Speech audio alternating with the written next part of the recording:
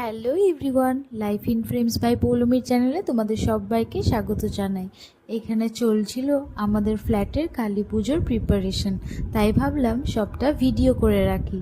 আসলে পুজো পার্বণ এগুলো চলে গেলে এই স্মৃতিগুলোই তো আমাদের মনের মধ্যে সারা জীবনের জন্য থেকে যায়।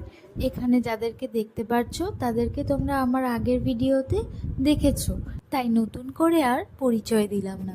আমরা যারা ফ্ল্যাটের লেডিজরা আছি, যে কোনো পুজো পার্বণ বা কোনো একসঙ্গে পালন করা ওকেশনে সবাই একজন একজনকে হেল্প করি, যাতে সমস্ত কাজগুলো খুব ভালো মতন সুস্থ মতন মিটে যায়।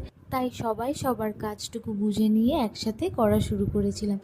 মাকে কিন্তু আমরা সকালেই বরণ করে নিয়ে আমাদের যথারীতি পুজোর স্থানে বসিয়ে দিয়েছিলাম, আর সাথে এখানে একটু করে রঙ্গোলিও বানিয়ে দিয়েছিলাম।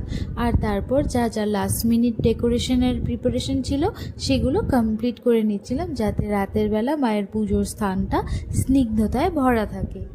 জানো তো, আমি এবার প্রথমবারের জন্য মা কালীর পুজোর উপোস করেছি। তো ফিলিংসটা না একটু ডিফারেন্ট ছিল। প্রথমে একটু ভয় পেলেও মায়ের উপরে আমার পুরো ভরসা ছিল যে আমার কিচ্ছু হবে না, শেষ অবধি আমি সবটা সম্পূর্ণভাবে করতে পারবো। আর যেমন কথা তেমনি কাজ, ঠিকই মায়ের আশীর্বাদে আমি সম্পূর্ণ উপবাসটা ভালো মতন কাটাতে পেরেছি।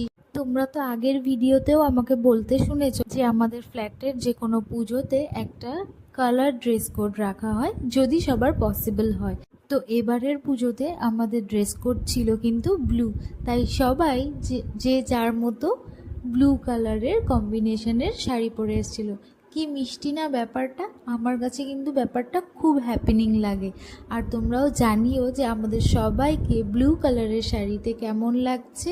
আর এই যে এদেরকে দেখতে পারছো, ওরা না থাকলে কিন্তু এই পুজোটা জাস্ট অসম্পূর্ণ হয়ে থাকতো। হ্যাঁ, সত্যি বলছি, এই দিদিগুলো যেভাবে সবটা নিজের হাতে করে, নিজের হাতে সামলায়, তাদের ক্রেডিটটা না দিলেই নয়।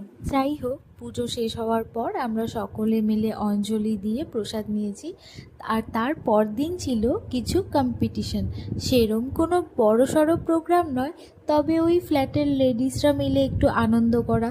তো প্রথমেই ছিল আমাদের আরতির প্রতিযোগিতা, যেখানে সবাই যে যার মতন করে মাকে আরতি করেছেন। তারপর ছিল কিছু ডান্সের প্রোগ্রাম।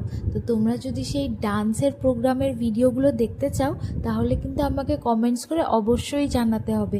আমি এই ভিডিওটাতে জাস্ট শর্ট কিছু ক্লিপস অ্যাড করে দিচ্ছি। আমরা কিন্তু সবাই মায়ের পুজোটাকে খুব